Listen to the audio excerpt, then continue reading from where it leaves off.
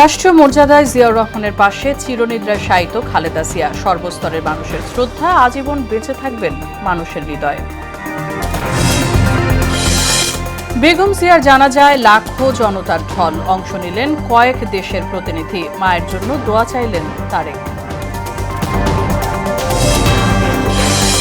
BNP চেয়ারপারসনের মৃত্যুতে 3 দিনের রাষ্ট্রীয় শোক। আজ সাধারণ ছুটি, সপ্তাহব্যাপী শোক পালন করবে বিএনপি। এবং গণতান্ত্রিক আন্দোলনে অনড় ভূমিকায় আপসহীন নেত্রী হয়ে ওঠেন খালেদা জিয়া। বড় মানুষের অধিকার প্রতিষ্ঠায় ছিলেন আজীবন সংগ্রামী।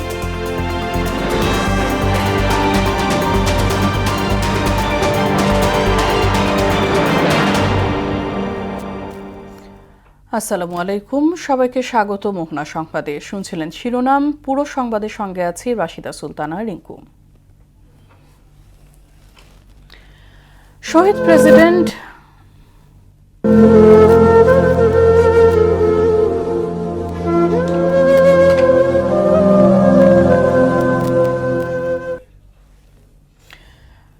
প্রেসিডেন্ট জিয়াউর রহমানের সমাধিস্থলে চিরনিদ্রায় শায়িত হলেন বাংলাদেশের গণতান্ত্রিক আন্দোলন সংগ্রামের আপসহীন নেত্রী বেগম খালেদা জিয়া। বিকেল 5টার দিকে তাকে দাফন করা হয়। এ সময় সর্বস্তরের মানুষের ভালোবাসায় সিক্ত হন বেগম জিয়া। নিজের কাজের মাধ্যমে তিনি আজীবন মানুষের হৃদয়ে বেঁচে থাকবেন।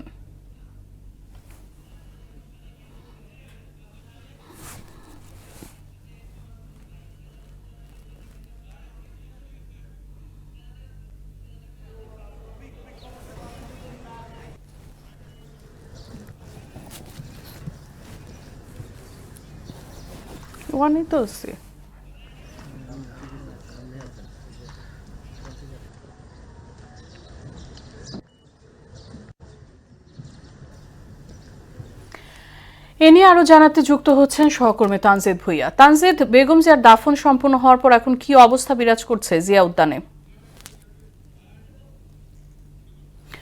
জি তানজিদ। দর্শক সংযোগটি বিচ্ছিন্ন হয়ে যাওয়ার কারণে চলে যাচ্ছি পরবর্তী সংবাদে। লাখো মানুষের অংশগ্রহণে বাংলাদেশের গণতন্ত্রের অভিভাবক সাবেক প্রধানমন্ত্রী বেগম খালেদা জিয়ার জানাজার নামাজ অনুষ্ঠিত হয়েছে। দুপুর 3টার দিকে সংসদ ভবনের দক্ষিণ প্লাজায় জানাজা অনুষ্ঠিত হয়। এতে অংশ নেন প্রধান উপদেষ্টা অধ্যাপক মোহাম্মদ ইউনূস সহ নেপালের পররাষ্ট্রমন্ত্রী বালানন্দা শর্মা, পাকিস্তানের স্পিকার সর্দার আইজাক সাদিক, ভারতের পররাষ্ট্রমন্ত্রী এস জয়শঙ্কর সহ বিভিন্ন দেশের দূত ও প্রতিনিধিরা। এ সময় মায়ের জন্য দেশবাসীর দোয়া কামনা করেন বিএনপির ভারপ্রাপ্ত চেয়ারম্যান তারেক রহমান। বেগম খালেদা জিয়ার বড় সন্তান তারেক রহমান। আমি আজকে এখানে উপস্থিত সকল ভাইয়েরা এবং বোনেরা যারা উপস্থিত আছেন,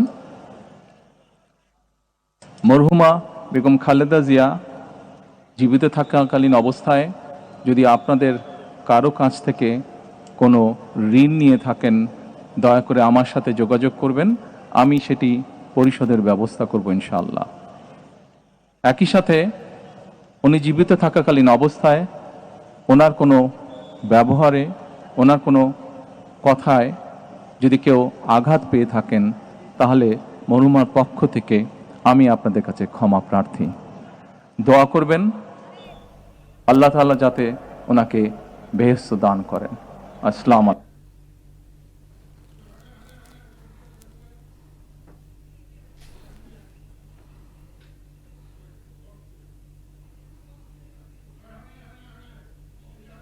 এখানে কিচ্ছু নাই, আমার হাতে কিছু নাই, এটা বলে লাভ নেই।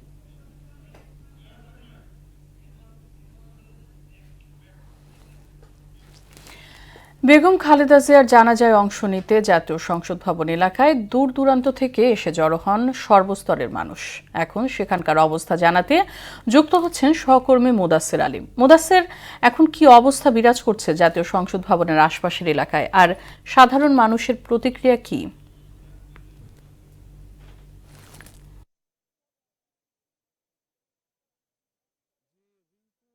কিন্তু এই মুহূর্তে আছি রাজধানীর বিজয় সরণি গোল চত্বরে। এখানে কিন্তু যান চলাচল একদমই স্বাভাবিক, যদিও একটু গাড়ির চাপ রয়েছে।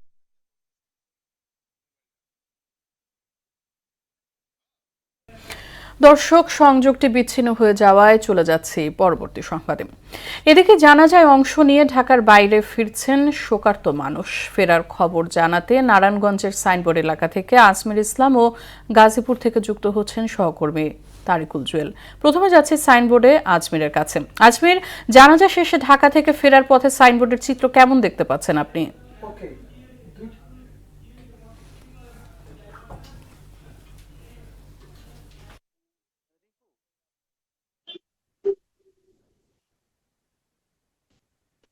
এখন যান চলাচল অনেকটাই স্বাভাবিক, যেরকমটা বললাম যে যে আহ, যে- যে গাড়ির যে চাপ রয়েছে সেই চাপটি কিন্তু এখনো আছে, তবে সময়ের সঙ্গে সেটি কমে যাবে।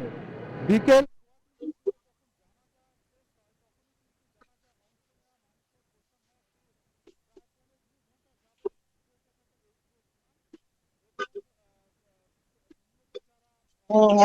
রিঙ্কু যেমনটি বলছিলেন যে তিনবারের প্রধানমন্ত্রী বেগম খালেদা জিয়ার জানাজা এবং তার দাফন শেষের কিন্তু নারায়ণগঞ্জের যে সাইনবোর্ড এবং সাইনবোর্ডে ঢাকা সিলেট মহাসড়ক এবং ঢাকা চট্টগ্রাম মহাসড়ক দিয়ে যে 27টি জেলার যে নেতাকর্মী এবং সাধারণ মানুষ এই জানাজা অংশগ্রহণের জন্য গিয়েছিলেন, তারা কিন্তু আবার ফেরার জন্য তারা রওনা দিয়েছেন। এবং এই জানাজা শেষে যাতে কোনো ধরনের তার নেতাকর্মীদের আসতে এবং কারো কোনো যাত্রীদের যাতে ভোগান্তি পোহাতে না হয় সেই দিকে লক্ষ্য রেখে কিন্তু হাইওয়ে পুলিশ তারা বিভিন্ন স্থানে যেই স্থানগুলিতে যানজটের সৃষ্টি হতে পারে সেই দিকে লক্ষ্য করে তারা কিন্তু আইন শৃঙ্খলা বাহিনী অতিরিক্ত মোতায়েন করেছেন এবং এখনো কোথাও কোনো ধরনের আমরা যানজটের খবর পাইনি। তারা এই যাতে এই প্রত্যেকটি যানবাহন সুন্দরভাবে যেতে পারেন সেই দিকে লক্ষ্য রাখছেন এবং গতকাল থেকে এবং আজকে সকালেও কিন্তু বিভিন্ন জেলা থেকে তাদের নিজস্ব বাসে করে এবং নিজস্ব প্রাইভেট কার এবং মাইক্রো বাসে করে তারা এই জানাজা অংশ নিয়েছেন। যদিও এখন তৈরিমত তারা ওই জানাজা শেষে তারা তাদের ব্যক্তিগত গাড়ি কিংবা যানবাহন নিয়ে বেরোতে পারেনি, তাই কিন্তু সড়কে এখনো কোনো ধরনের যানজটের সৃষ্টি হয়নি। তবে সর্ববিশ্বে মাথায় রেখে কিন্তু হাইওয়ে পুলিশ কাজ করছে যাতে ভোগান্তিতে না পড়ে এবং যাত্রী সাধারণ যাতে নির্বিঘ্নে তারা তাদের জেলায় পৌঁছাতে পারে। তবে গত বেশ কিছুক্ষণ আগে কিছু নেতাকর্মীকে দেখেছি, তাদের কাছ থেকে কথা বলেছি।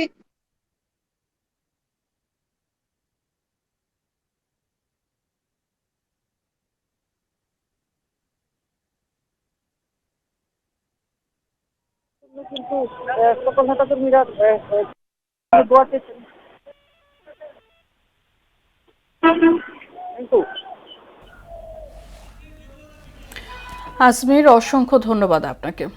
দর্শক, এখন চলে যাচ্ছে সহকর্মী আলীর কাছে, যিনি এখন অবস্থান করছেন সংসদ ভবন এলাকায়, জানাচ্ছেন সেখানকার সর্বশেষ পরিস্থিতি।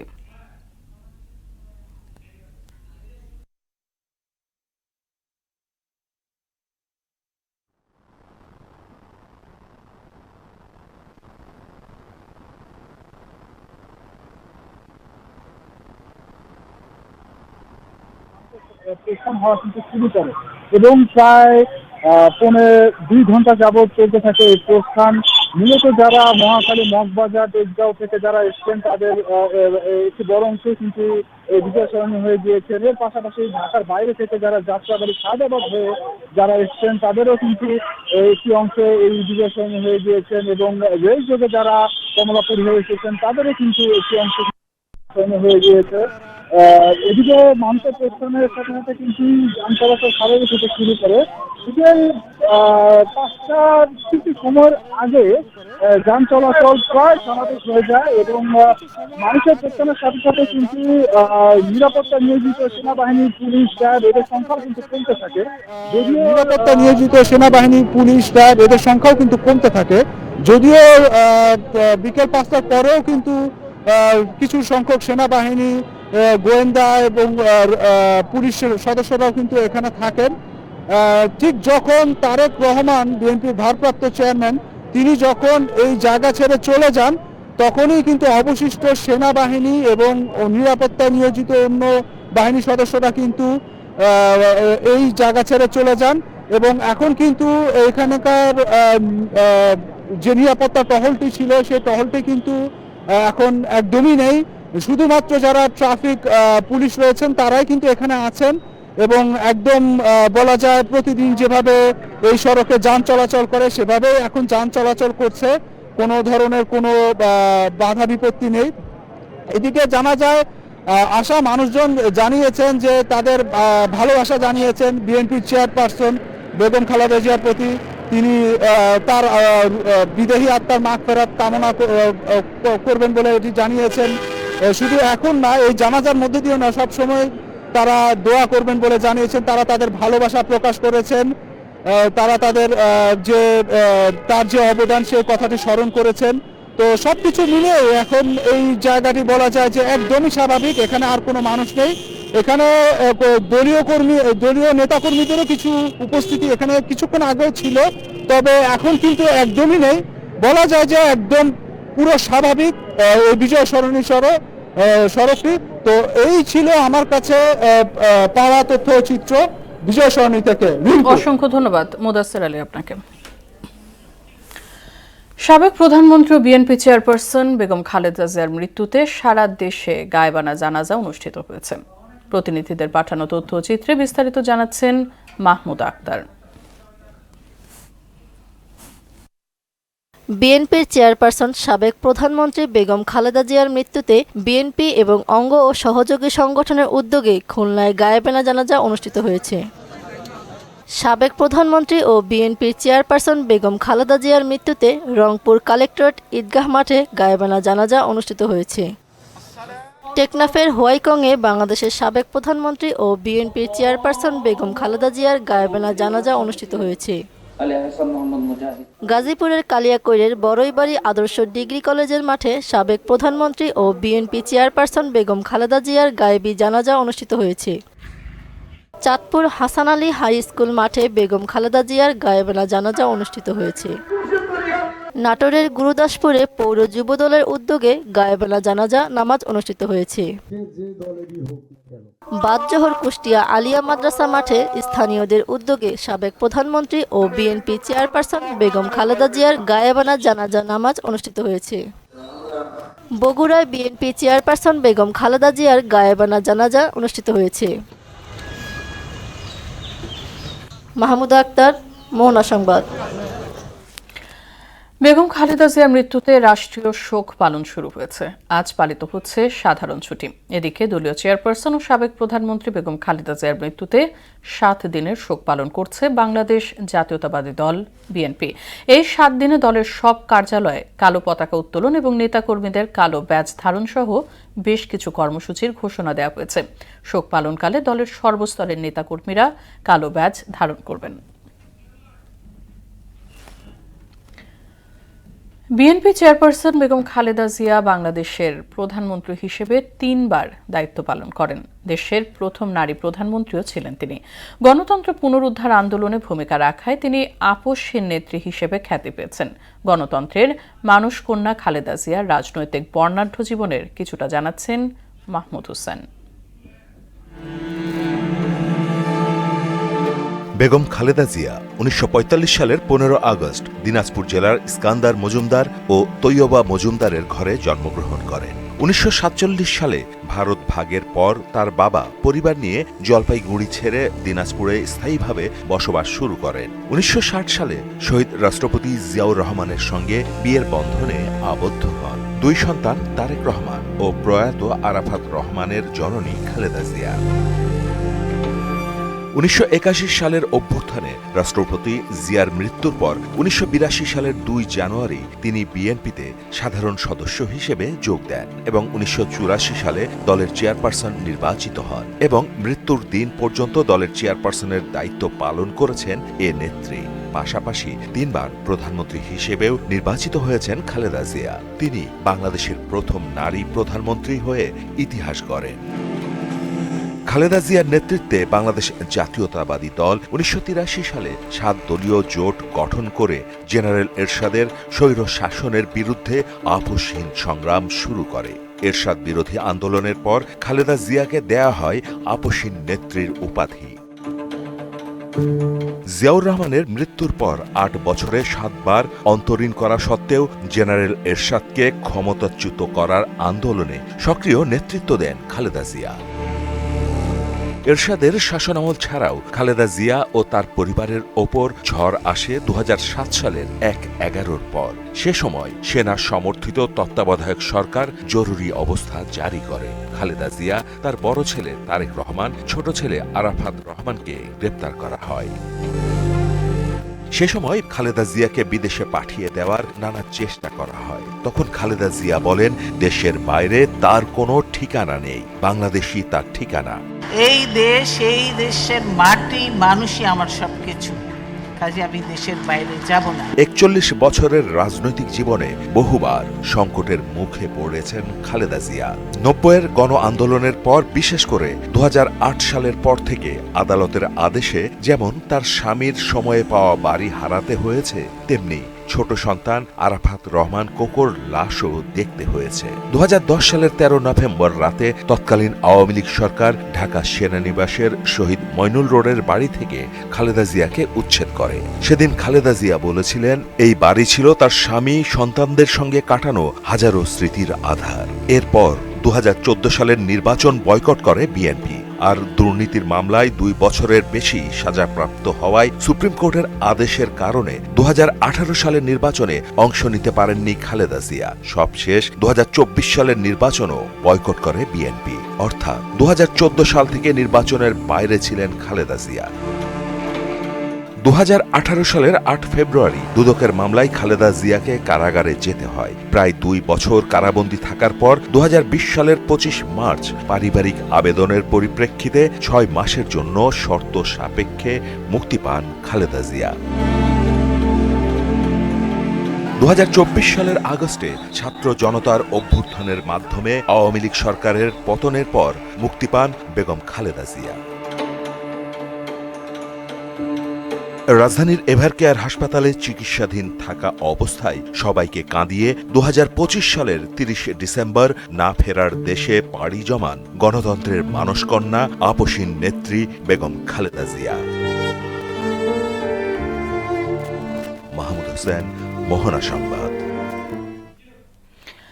বিএনপি চেয়ারপারসন বেগম খালেদা জিয়া শেষ বিদায় এবং তার সংগ্রামী রাজনৈতিক জীবনের নানা দিক নিয়ে কথা বলতে স্টুডিওতে যোগ দিয়েছেন আমাদের যুগ্ম বার্তা সম্পাদক রেজা খান।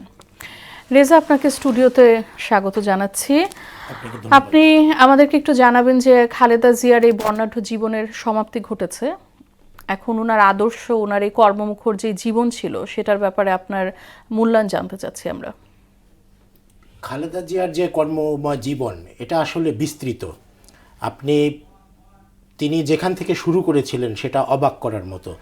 একজন সাধারণ আটপৌরে নারী থেকে তিনবারের প্রধানমন্ত্রী হয়েছেন এবং আজকে পর্যন্ত চিন্তা করুন যে সেই সময় থেকে তিনি যখন প্রথম প্রধানমন্ত্রী হয়েছিলেন, তৃতীয় বিশ্বের একটি অনুন্নত দেশ, সেই দেশের একটি প্রধানমন্ত্রী হওয়া এটা কিন্তু চারটিখানি ব্যাপার ছিল না। এবং তিনি কিন্তু কোনো রাজনৈতিক কর্মী ছিলেন না, একদম সাধারণ গৃহবধূ থেকে প্রেসিডেন্ট জিয়ার কাজকর্মগুলোকে তিনি এগিয়ে নিয়ে গেছেন এবং এই বৃহৎ একটি রাজনৈতিক দল বিএনপির মতো সেই দলটির নেতৃত্ব দেওয়া এবং তিনবারের প্রধানমন্ত্রী হওয়া, সারা বিশ্বে বাংলাদেশকে তুলে ধরা, এই বিষয়গুলো কিন্তু খুবই জটিল ছিল এবং এটা তার মতো একজন ব্যক্তিত্ব সম্পন্ন মানুষ তিনি ছিলেন বলে এটি কিন্তু তিনি হ্যান্ডেলিং করতে পেরেছিলেন। কারণ আমরা দেখেছি যে বাংলাদেশ কিন্তু নানা মাত্রিক টানাপোড়েনের ভিতর দিয়ে গেছে এবং প্রেসিডেন্ট জিয়ার মৃত্যুর পরে রাজনৈতিক সমীকরণ কিন্তু অনেক চ্যালেঞ্জের মুখে পড়ে। পরবর্তীতে সাময়িক শাসক এরশাদের সময়ে তার যে ভূমিকা, এটা কিন্তু ইতিহাসে অনবদ্য হয়েছে। তিনি কিন্তু কখনোই মাথা নত করেননি এবং তিনি এরশাদ বিরোধী আন্দোলনে তার যে ভূমিকা, সেটি ছিল আসলে একটা ঐতিহাসিক ব্যাপার এবং সারা জীবনই কিন্তু এটা ইতিহাসে লিপিবদ্ধ থাকবে। এবং গণতন্ত্র যখনই বাধাগ্রস্ত হয়েছে তখনই কিন্তু তিনি এগিয়ে এসেছেন এবং সামনে থেকে নেতৃত্ব দিয়েছেন এবং তিনি কখনো দেশ ছাড়েননি। এবং যে নির্বাচন হয়েছে সেই নির্বাচনে এ পর্যন্ত খালেদা জিয়াই একমাত্র ব্যক্তি যে কোনো নির্বাচন থেকে তিনি হারেননি। প্রতিবারই জনগণ তাকে নির্বাচিত করেছেন, কারণ তার ব্যক্তিত্বর কারণেই সেটা সম্ভব হয়েছে। এর পাশাপাশি ওনার কিন্তু একটি বিখ্যাত কথা আছে যে বাংলাদেশ ছাড়া আমার দ্বিতীয় কোনো ঠিকানা নেই, বাংলাদেশই আমার সব। এবং সেটা কিন্তু তার শুধু এটা বলার জন্য বলা না, সেটা কিন্তু তিনি করে দেখিয়েছেন। নানা চ্যালেঞ্জের মুখে নানা ধরনের অত্যাচার নিপীড়ন হয়েছে, তার বিরুদ্ধে অভিযোগ আছে, তারা আটক করা হয়েছে, 7 থেকে 8 বার তিনি অন্তরীণ হয়েছেন, কারাবরণ করেছেন, কিন্তু তাকে স্লো পয়জনিং করা হয়েছে, ধীরে ধীরে তাকে মৃত্যুর মুখে ঠেলে দেওয়া হয়েছে। এই বিষয়গুলো কিন্তু দেশের ডোমেস্টিক গণমাধ্যমে এবং ইন্টারন্যাশনাল গণমাধ্যমেও এসছে।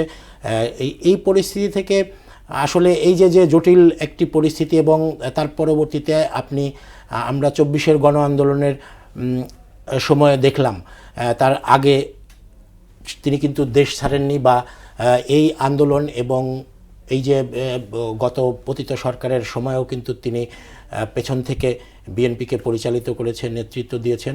এবং তিনি যদি না থাকতেন এই সময়টা গত 17-18 বছরে বিএনপির পরিণতি কী হতো সেটা আসলে অনুমান করতে আমাদের কিন্তু খুব বেগ পেতে হয় না। তিনি কিন্তু সেই জায়গায় পেছনে থেকেও এই দলকে নেতৃত্ব দিয়ে এগিয়ে নিয়ে গেছেন। আর বিশেষ করে নারী উন্নয়ন, নারীদের ক্ষেত্রে উনি কিন্তু নারীদের ক্ষেত্রে আপনি অনেক নারী উদ্যোক্তা, অনেক নারী বরেণ্য ব্যক্তিত্ব এসছেন, কিন্তু খালেদা জিয়া কিন্তু অনন্য। এই যে আজকে আপনি গার্মেন্টস শিল্পের যে নারীদের অংশগ্রহণ দেখছেন, যে পরিমাণ ডেমোগ্রাফিক ডিভিডেন্ড এসছে এখানে, এটা কিন্তু খালেদা জিয়ার আমলেই শুরু হয়েছিল, এই গার্মেন্টস কেন্দ্রিক নারীদের উত্থান সেইখানে। এবং নারী কর্মসংস্থান, নারীদের স্বয়ংসম্পূর্ণ করা, সেলফ সাফিসিয়েন্ট করার ক্ষেত্রে খালেদা জিয়ার ভূমিকা সত্যিকার অর্থেই অতুলনীয়, এবং এটা আমাদের জাতির ইতিহাসে তার অবদান স্মরণীয় হয়ে থাকবে। জি, আপনি কিছুক্ষণ আগে যেটা বলছিলেন যে উনি আসলে বাংলাদেশকে বিশ্ব দরবারে তুলে ধরেছেন, তো এই প্রেক্ষাপট থেকে আপনি উনার যে দক্ষিণ এশিয়ার যে রাজনীতি এবং বৈশ্বিক রাজনীতিতে উনার যে ভূমিকা, এটাকে কিভাবে দেখছেন? বৈশ্বিক রাজনীতিতে তার একটি ইরিপ্রেসিবল ভূমিকা, যেটা অনবদ্য ভূমিকা বলা যেতে পারে, তার ছিল। কারণ তিনি কিন্তু এই যে আমরা দেখেছি যে 71 সালে যুদ্ধ হওয়ার পর থেকে ইন্ডিয়া কেন্দ্রিক একটা বলয় তৈরি হয়েছিল বাংলাদেশে, ইন্ডিয়া কেন্দ্রিক, এবং ইন্ডিয়া থেকে বাংলাদেশকে নিয়ন্ত্রণ পরিচালিত করার একটা প্রবণতা ছিল। শুধুমাত্র ইন্ডিয়া কেন্দ্রিক যে চিন্তাভাবনা, এটা থেকে, কারণ খালেদা জিয়া কিন্তু বুঝতে পেরেছিলেন, খালেদা জিয়া শুধু না, প্রেসিডেন্ট জিয়ার যে জিয়ার ইনহেরিটগুলো তিনি কিন্তু পরবর্তীতে তিনি প্রচলিত রেখেছিলেন। মেজর জিয়াউর রহমান কিন্তু উনি সার্ক প্রতিষ্ঠা করেছিলেন, এবং ওআইসির সঙ্গে কিন্তু মেজর জিয়াউর রহমানের খুব ঘনিষ্ঠ সম্পর্ক ছিল, এবং মুসলিম বিশ্বের সঙ্গে, যেহেতু জিয়াউর রহমান বুঝেছিলেন যে বাংলাদেশের 91% মানুষ মুসলিম, এবং এখানে একটা মুসলিম সেন্টিমেন্ট আছে, মুসলিম বলয়টার সঙ্গে যদি তাদের একটা ভালো সম্পর্ক থাকে তাহলে কিন্তু বাংলাদেশ কিন্তু অনেক উন্নত করতে পারে। কারণ এখনও পর্যন্ত কিন্তু মুসলিম বিশ্ব, কাতার, আরব আমিরাত, এরা কিন্তু ধনাঢ্য। আজকে টাকার মূল্য কিন্তু আপনার এই আরব আমিরাত। জি রেজা, আমরা আরেকটা জিনিস যেটা জানতে চাচ্ছি, যে জিয়ার আদর্শর কথা বলছিলাম আমরা, খালেদা জিয়ার আদর্শ, এখন তারেক রহমানের সামনে আপনি কি চ্যালেঞ্জ দেখতে পাচ্ছেন, খুব ছোট্ট করে আমাদেরকে বলবেন। হ্যাঁ, তারেক রহমানের সামনেও যে চ্যালেঞ্জগুলো ছিল সেটা কিন্তু ইনহেরিটলি আবার এখানে চলে এসছে। আসলে আমাদের যেটা আমি শেষ করতে পারিনি, ইন্ডিয়া কেন্দ্রিক যে বলয়, ওই বলয় থেকে বেরিয়ে এসে আমরা মুসলমান কান্ট্রি হিসেবে বা সংখ্যাগরিষ্ঠ মুসলমানের দেশ হিসেবে মুসলিম বিশ্বের সঙ্গে আমরা যদি সম্পর্কটা আরও মজবুত করতে পারি, এবং পাশাপাশি চায়না এবং আমেরিকা সহ অন্যান্য দেশের সঙ্গে যদি আমরা সুসম্পর্ক রাখতে পারি, সেটা কিন্তু আমাদের জন্য খুবই গুরুত্বপূর্ণ হবে। এবং রাজনৈতিকভাবে আমরা দেখছি যে 24-এর এই ডেমনস্ট্রেশনের পরে এই রাজনৈতিক বিভাজন কিন্তু আরও আপাত অর্থে মনে হচ্ছে যে আসলে রাজনৈতিক বিভাজন কিন্তু এক মেরুতে এসে মিশেছে, কিন্তু আজ থেকে 5-10 বছর পর গেলে এই বিভাজনটা কিন্তু আরও সুস্পষ্ট হবে। তখন কিন্তু এই বিভাজনটা ট্যাকেল দেওয়ার জন্য তারেক রহমানের একটা ডিমেনশন দরকার হবে, এবং তিনি সেখানে সফল হবেন বলে আমরা প্রত্যাশা করি, এবং আমাদের শুভকামনা সবসময় থাকবে। অসংখ্য ধন্যবাদ রেজা, আপনাকে আমাদেরকে সময় দেওয়ার জন্য ধন্যবাদ। আপনাকে অসংখ্য ধন্যবাদ। রাজধানী ঢাকা সহ দেশের বিভিন্ন এলাকায় বেড়েছে শীতের দাপট। কুয়াশা আর ঠান্ডা বাতাসে কনকনে শীত অনুভূত হচ্ছে সারা দেশে। বিপর্যস্ত হয়ে পড়েছে স্বাভাবিক জনজীবন। গোপালগঞ্জে আজ দেশের সর্বনিম্ন তাপমাত্রা রেকর্ড করা হয়েছে 7.5 ডিগ্রি সেলসিয়াস। তাপমাত্রা কমায় সবচেয়ে বেশি বিপাকে পড়েছেন খেটে খাওয়া মানুষ। নদীর অববাহিকা উত্তরাঞ্চলের বিস্তীর্ণ এলাকায় অনেক জায়গায় সূর্যের দেখা মিলছে দেরিতে। এদিকে সড়ক মহাসড়কগুলোতে দিনের বেলাতেও হেডলাইট জ্বালিয়ে যানবাহন চলাচল করছে। আমরা করে খাওয়া লাগে বাচ্চা কাছে আছে টাকা যদি জন্য আমরা খেতে দিতে পারি। ইলেকট্রিশিয়ানের কাজ করি, এখন তো আমার কাজ করার কোনোভাবেই সম্ভব না। হাত পার ভিতর কাঁপতেছে, শীতে কোথাও বের হইতে পারতেছি না। এখন আমার বেঁচে থাকাই দুষ্কর। এই শীতে আমাদের মতন মানুষের ঘরের থেকে বের হওয়াটা ভারী একটা কষ্টসাধ্য ব্যাপার হয়ে যাচ্ছে। আমরা যারা দিনমজুর, আমরা কোনো কাজকর্মে যাইতে পারতেছি না, ঘরের থেকে বের হতে পারতেছি না। খেলার খবর ক্রিকেট। রশিদ খানকে অধিনায়ক করে টি-20 বিশ্বকাপ সামনে রেখে 15 সদস্যের দল ঘোষণা করেছে আফগানিস্তান। দলে ফিরেছেন ফজল হক ফারুকী, নাভিনুল হক ও মুজিবুর রহমান। 7 ফেব্রুয়ারি থেকে ভারত ও শ্রীলঙ্কার মাটিতে বসবে টি-20 বিশ্বকাপের আসন। এদিকে বিশ্বকাপের জন্য শক্তিশালী স্কোয়াড ঘোষণা করেছে ওমান ক্রিকেট বোর্ড। দলের নেতৃত্বে থাকবেন জাতিন্দর সিং, আর সহ অধিনায়ক হিসেবে দায়িত্ব পেয়েছেন wicket keeper batter Binayak Shukla. 9 February জিম্বাবুয়ের বিপক্ষে ম্যাচ দিয়ে বিশ্বকাপ মিশন শুরু করবে ওমান। মৃত্যুর সঙ্গে দীর্ঘ 7 বছর লড়াই শেষে না ফেরার দেশে চলে গেলেন শ্রীলঙ্কার সাবেক অনূর্ধ্ব-19 দলের ক্রিকেটার আকসু ফার্নান্দো। 34 বছর বয়সে মৃত্যুবরণ করেন তিনি। শ্রীলঙ্কার গণমাধ্যম জানিয়েছে, দীর্ঘদিন কোমায় থাকার পর শেষ পর্যন্ত হার মানেন ফার্নান্দো। তার মৃত্যুতে শোকের ছায়া নেমে এসেছে শ্রীলঙ্কার ক্রিকেটাঙ্গনে। এর আগে 2018 সালের 28 ডিসেম্বর দক্ষিণ কলম্বোর উপশহর মাউন্ট ল্যাভেনিয়ার সমুদ্র সৈকতে অনুশীলন শেষে বাড়ি ফেরার পথে একটি অনিরাপদ রেল ক্রসিং পার হতে গিয়ে ট্রেনের ধাক্কায় গুরুতর আহত হন আকসু ফার্নান্দো। দুর্ঘটনার পর থেকে তিনি দীর্ঘ সময় ধরে লাইফ সাপোর্টে ছিলেন এবং কোমা থেকে আর ফেরেননি। শেষ করব মোহনার সংবাদ, তবে যাবার আগে শিরোনামগুলো আরও একবার।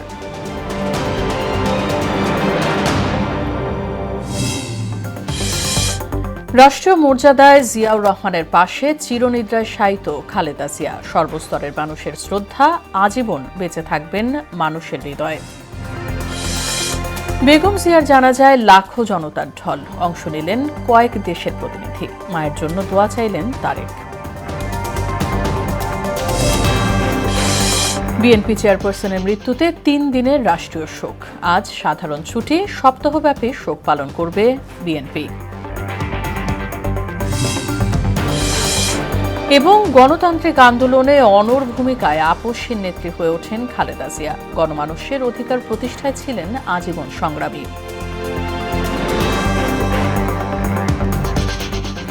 এই ছিল মোহনা সংবাদে। পরবর্তী সংবাদ রাত 9টায়। এর আগে সন্ধ্যা 7টায় দেখবেন সংবাদ এক নজরে। মোহনার সব শেষ খবর জানতে ভিজিট করুন www.mohna.tv। সংবাদ দেখতে পারেন ফেসবুক ও ইউটিউবেও। সঙ্গে থাকার জন্য ধন্যবাদ।